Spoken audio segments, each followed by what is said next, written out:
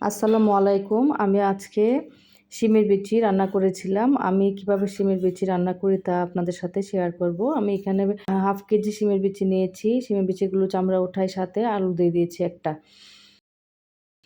এবার আমি শিমের বিচিগুলো হালকা একটু সিদ্ধ করে নিব, কারণ শিমের বিচিতে একটু গন্ধ থাকে। আমি শিমের বিচিটা রুই মাছ দিয়ে রান্না করব। এখানে ছোট ছোট টুকরা করে রুই মাছ কেটে নিয়েছি। অন্য মাছ দিয়েও রান্না করা যায়, রুই মাছ দিয়ে ভালো লাগে শিমের বিচিটা রান্না করলে। এদিকে আমি শিমের বিচিটা সিদ্ধ হতে হতে পেঁয়াজ, টমেটো এবং কাঁচামরিচ কেটে নিচ্ছি। শিমের বিচি রান্না করার সময় টমেটো দিলে একটু ভালো লাগে খেতে।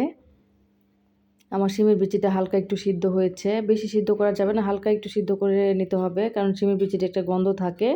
হালকা একটু সিদ্ধ করে পানিটা ফেলে দিলে আর গন্ধটা থাকে না। এবার আমি চুলায় পাতিল বসিয়ে দিয়েছি, তেল দিয়ে দিলাম পেঁয়াজ। পেঁয়াজটা একটু হালকা ব্রাউন কালার করে নিতে হবে। তারপর দিয়ে দিচ্ছি লবণ, হলুদের গুঁড়া, জিরার গুঁড়া, ধনিয়ার গুঁড়া, মরিচের গুঁড়া। মশলাগুলো আপনারা আপনাদের যার যার ইচ্ছা মতো এবং পছন্দ মতো দিতে পারলেই ভালো। সবগুলো মশলা দিয়ে আমি একটু নেড়েচেড়ে নিচ্ছি। এবার দিয়ে দিলাম হালকা একটু পানি দিয়ে মাছগুলো আমি একটু সিদ্ধ করে নিব। এবার দিয়ে দিলাম কাঁচামরিচ দিয়ে আমি মাছগুলো দিয়ে দিচ্ছি। আমি কাঁচা মাছ দিয়ে রান্না করব, এই জন্য মাছটা আগে একটু সিদ্ধ করে নিব। শিমের বিচি দেওয়ার আগে আমার মাছটা সিদ্ধ হয়েছে। এবার মাছগুলো নামিয়ে নিব, মাছগুলো নামিয়ে রেখে দেবো, কারণ মাছগুলো আগে দিয়ে দিলে ভেঙে যেতে পারে, এই জন্য মাছগুলো নামিয়ে রেখে দিচ্ছি। মাছগুলো বেশি সিদ্ধ করা যাবে না, হালকা একটু সিদ্ধ করে উঠাই রেখে দিতে হবে। আমি এখন শিমের বিচিগুলো দিয়ে দিচ্ছি।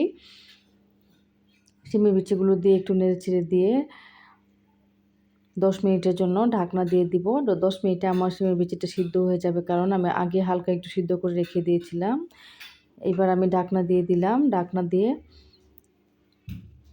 এখন দিয়ে দিচ্ছি টমেটো, তারপর মাছ। শিমের বিচিটা সিদ্ধ হওয়ার পর আমি টমেটো আর মাছ দিয়ে দিলাম। এবার দিয়ে দিব পরিমাণ মতো ঝোলটা শিমের বিচিটা একটু বেশি ঝোল দিলেই ভালো লাগে, যেহেতু আমি টমেটো দিয়েছি এজন্য একটু পাতলা ঝোল ভালো লাগবে।